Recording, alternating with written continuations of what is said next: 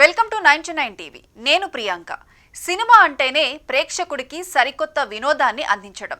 ఒకప్పుడు సినీ ప్రియులు థియేటర్లకు వెళ్లి తన అభిమాన హీరో సినిమాను విజిల్స్ కేకలతో ఎంతో ఆనందంగా గడిపేవారు. కానీ ఇదంతా కరోనాకు ముందు మాట. ఇప్పుడు ఓటీటీ వేదికలు అంటూ ఆన్లైన్లోనే ఇంటి వద్దే సినిమాను స్మార్ట్ ఫోన్లో చూసేస్తున్నారు. కానీ ఇప్పుడు మారుతున్న టెక్నాలజీతో సినిమా విడుదలకు 2 రోజుల ముందుగానే హెచ్డి ప్రింట్ వెబ్సైట్లో దర్శనమిస్తోంది. థియేటర్కు వెళ్లేందుకు సిద్ధమైన ప్రేక్షకులు ఇంట్లోనే ఉంటూ సినిమాను వీక్షించేస్తున్నారు. దీనంతటికీ ప్రధాన కారణం పైరసీ ముఠానే. చాలా పైరసీ వేదికలు ఉన్న ఐబొమ్మ అనే సైట్ మాత్రం జనానికి బాగా దగ్గరై నిర్మాతల పాలిట ఎముడిలా మారింది.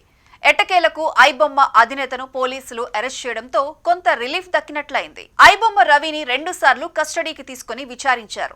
తాజాగా 2వ విడత కస్టడీ పూర్తయింది. ఈ సమయంలో సైబర్ క్రైమ్ పోలీసులు రవి మెయిల్ అకౌంట్లను తిరిగి సాధించారు. వారి దర్యాప్తులో ఐబొమ్మ, బప్పం వెబ్సైట్లలో 21,000కు పైగా సినిమాలు ఉండటం బయటపడింది. ఇవన్నీ పైరసీ వెబ్సైట్ల నుంచి రికార్డ్ చేసి అక్కడ పెట్టినట్లు గుర్తించారు. అలాగే ఓటీటీలో విడుదలయ్యే సినిమాలను కూడా తాను రికార్డ్ చేసిన విషయాన్ని రవి అంగీకరించాడు. హైదరాబాద్ సైబర్ క్రైమ్ విభాగం ఐబొమ్మ రవిని మరో విడత కస్టడీకి తీసుకొని కఠినంగా విచారించింది. ఈ విచారణలో రవి తన మెయిల్ అకౌంట్లను తిరిగి పొందిన విషయాన్ని పోలీసులకు వివరించాడు.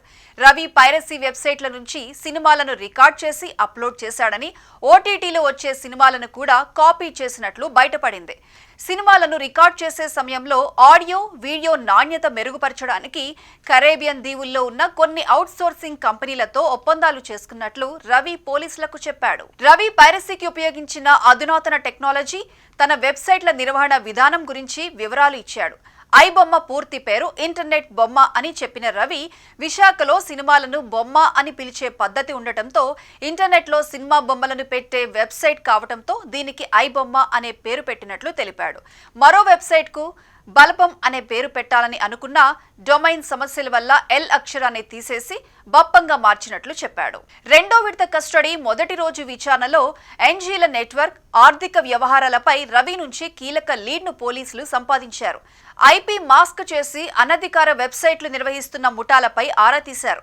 2వ రోజు విచారణలో మాత్రం రవి సరిగ్గా నోరు విప్పలేదు. పైగా బయటకు రాగానే మంచి పనులు చేస్తానంటూ పోలీసులతో అన్నట్లు సమాచారం. మొత్తంగా 3 రోజుల పాటు సాగిన 2వ విడత కస్టడీ పూర్తయింది. దీంతో రవిని నాంపల్లి కోర్టుకు హాజరుపరిచి అక్కడి నుంచి చెంచల్గూడ జైలుకు తరలించారు. మరోసారి కస్టడీ కోరతారా అనే దానిపై స్పష్టత రావాల్సి ఉంది. సినీ పైరసీ కేసులో ఐపీ మాస్క్ లింక్స్ పై త్వరలోనే పోలీసులు కీలక ప్రకటన చేసే అవకాశం కనిపిస్తోంది.